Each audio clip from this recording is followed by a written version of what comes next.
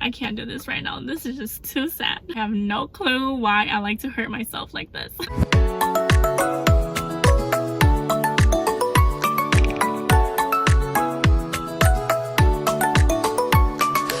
Hello everyone, it's my Chua and welcome back to another recommendations video. As you see in the title, I have several books that I'd like to recommend that fit into the emotional / heartbreaking trope. I've noticed that there aren't many books out there that made me cry, but all of the books I'll be talking about today may have gotten me in my feels, may have made me teary-eyed, and so if you are watching this video, I'm going to assume that you're looking for like an emotional read or two, and you are ready to get your heart torn up into pieces. And so let's get on with the recommendations. The first book I want to recommend is Daisy Jones and the Six by Taylor Jenkins Reid. And this book is about a popular band set in the 1970s called The Six. This band was originally formed by a pair of brothers, Billy, who is the lead singer, and then Graham, and then eventually they recruit 4 other members.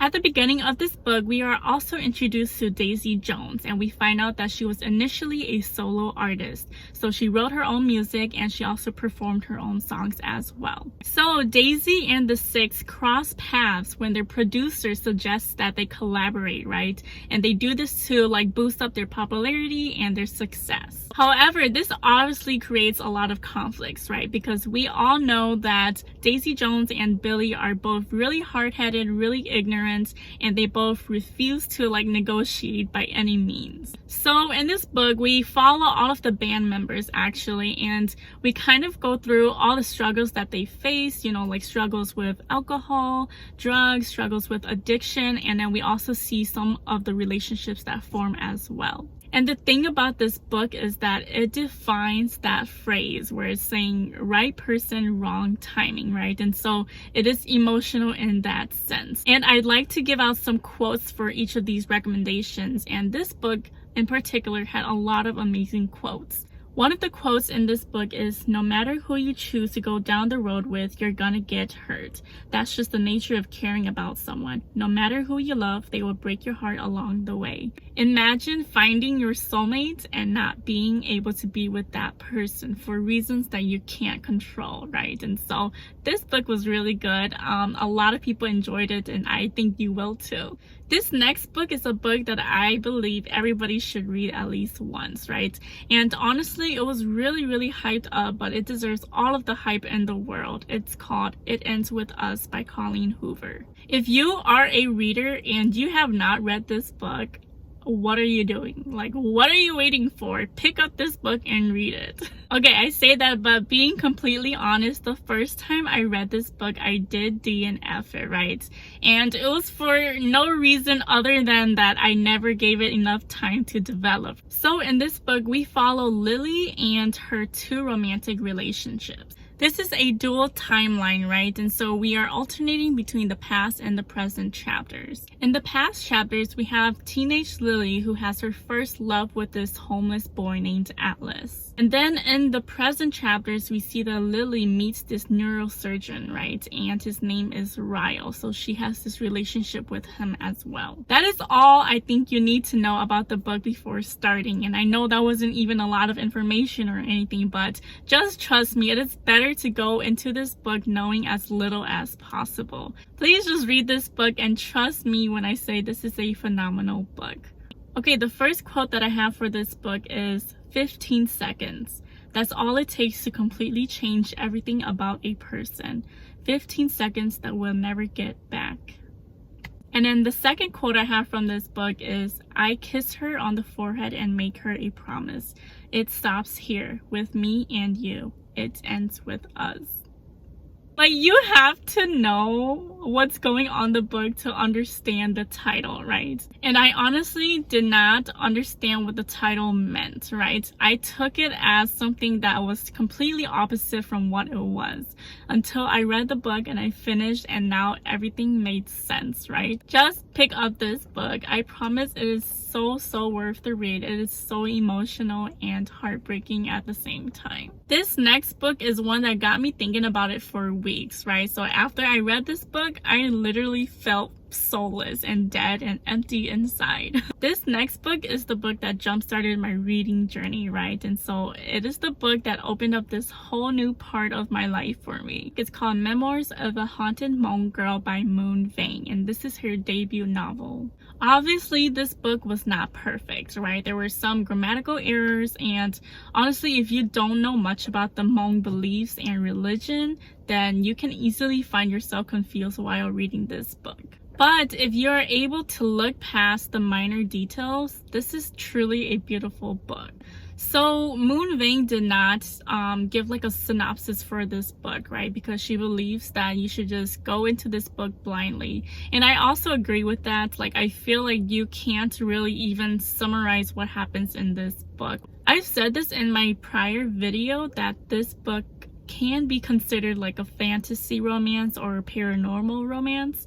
But after some thought, I think that that can be offensive in a way, right? As we see in the title, this is a memoir, and so it's not meant to be a fictional story. If you decide to pick up this book, you obviously have to be respectful of other people's religion, right? Even if you don't have the same beliefs, you don't believe that these things exist, you don't downplay anybody else's beliefs, right? I am genuinely curious on other people's opinions about this book, and so if you do decide to pick up this book, I'd love to know your thoughts in the comments below. This is a quote from the book. "Sometimes I wonder why God let a love story blossom if it's just going to end lonelier than it started. Yet, at the end of the day, we both knew the ending of the story before we read the book. But we read it anyway, knowing the heartaches that will come with it." This book is really sad, you guys. I feel like it hit me even harder because I can understand it. This next book is also from Colleen Hoover, and it's called Reminders of Him. So we are following Kenna and Ledger in this book. At the beginning of this book, we find out that Kenna was just released from prison, right, after serving for 5 or so years. And we obviously will find out why she went to prison in the first place, right, throughout the book. Anyways, Kenna was actually pregnant right before going to prison, right? And so during her time there, she had to deliver her baby and watch helplessly as they ripped her baby away from her. After getting out of prison, she is determined to meet her daughter for the first time and make amends, right? But it seems like everybody is determined to shut her out of her daughter's life. Everyone except for Ledger, right? And he happens to be her last hope at connecting with her daughter. This book was really emotional in the sense that Kenna was trying very, very hard to make things right. I was really heartbroken at certain scenes in this book. Like, it just didn't feel fair at all for Kenna. Okay, a quote from the book. "I have a daughter I have never held. She has a scent I have never smelled. She has a name I have never yelled. She has a mother who has already failed." And then the other quote is, "I never got to hold her. I never even got to look into the eyes of the human Scotty and I made." Like, imagine not being able to hold your baby. Like, imagine not even being a part of your baby's life for the first 5 or so years of their life. And I can't do this right now. This is just too sad. This next book is called All Your Perfects by Colleen Hoover, and this is a marriage in trouble romance following Quinn and Graham. We also get dual timelines in this book, and so in the past chapters we see how our two main characters meet, and they actually meet in like very unfavorable circumstances. They meet after finding out that their partners were having an affair with each other, right?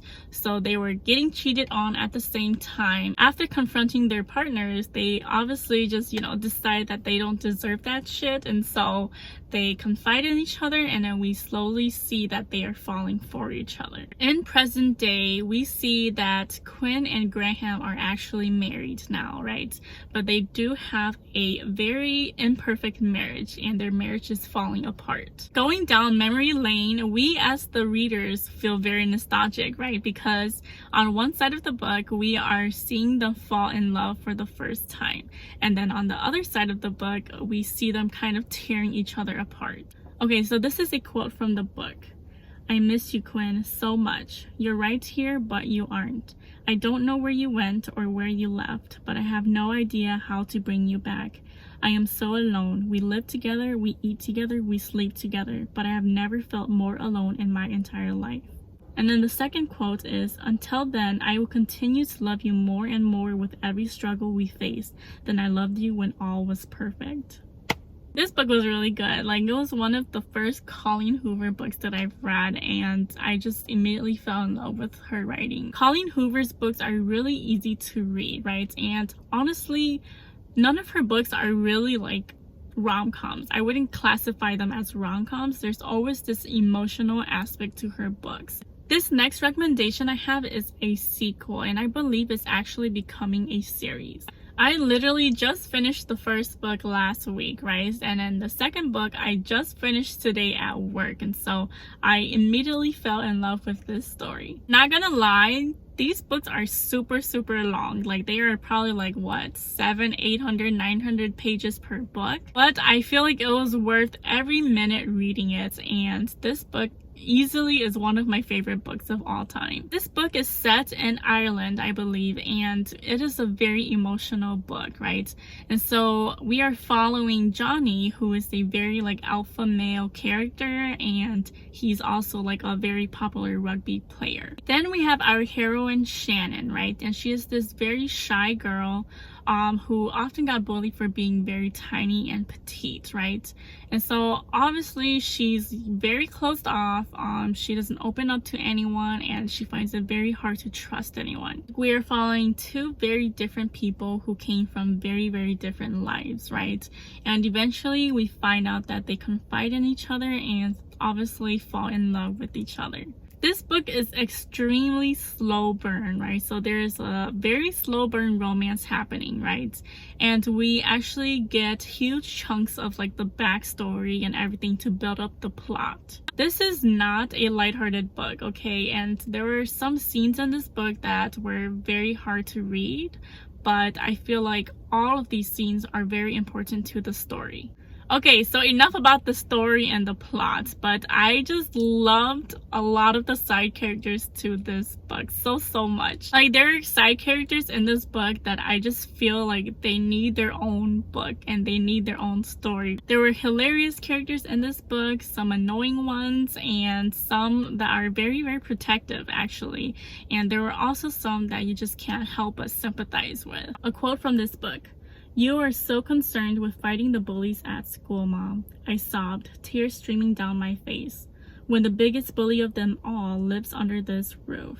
You can kind of guess where the direction of this plot goes, right? And honestly, I think what got me really emotional was the injustice in this book. Like, things were obviously not fair for the characters in this book, and you feel like they can't do anything about it, right? And so I guess that's what got me angry, got me frustrated, and obviously emotional, having to think about how some of these characters had to grow up. And so definitely check out the triggers like I've said, and give this book a shot. Okay, this last book was very depressing, and I have no clue why I like to hurt myself like this. This book is the one and only One True Loves by Taylor Jenkins Reid, and this book still hurts so much when I think about it. In this book, we are following Emma, right? And we find out that she is happily married to her high school sweetheart, Jesse. They build this beautiful relationship together, doing everything that they love and not caring about the expectations of others, right? So everybody knows how inseparable these two are. But right before they celebrate their first wedding anniversary together, Jesse flies across the Pacific Ocean on a work trip, right? And his helicopter goes missing. Just like that, Jesse is presumed dead, right? And so their perfect marriage becomes a devastating loss. Emma has no choice other than to move on with her life. Several years later, Emma reunites with an old friend, Sam, right? And he just might be the person who will give Emma a second chance at love. Reluctantly, Emma does find herself falling in love again with Sam, right? And eventually they do get engaged. Just as things start looking bright again for Emma, she receives this phone call from a distant yet very familiar voice, right? And it happens to be the person that she once called her husband. Wow, so this book is obviously a crazy journey. And for once, I would never want to be in a situation like this. Okay, so just some quotes from this book. The first one, "I love you. I know you do," he says, "but I'm not the only one you love, and you can only have one, and it might not be me." The second quote is, "You don't tie yourself to something unless you're scared you might float away." This is just so heartbreaking. As I was reading this book, I had absolutely no clue how it was going to end. Like, I had no leads on who she was going to pick. I couldn't even pick a side. I couldn't even pick a man that I would prefer her to be with. Either way, you're going to feel bad for the guy that she ends up not picking, right? But I honestly was very happy with how the book ended. I thought it made a whole lot of sense that it ended that way, right? There's actually going to be a movie adaptation for this book. Okay, so I'm just gonna shut up and stop talking about the book because I feel like I'm gonna give spoilers. Those were all of the books I had that I wanted to recommend for this trope. I love me a good emotional read. If you also read any of these books, I'd like to know your thoughts in the comments, or if you have recommendations on what books I should read that are very emotional, let me know in the comments. I'd love to check out all of your recommendations. As always, please like, share, comment, and subscribe, and I will see you next week. Thank you so much for watching. Bye-bye.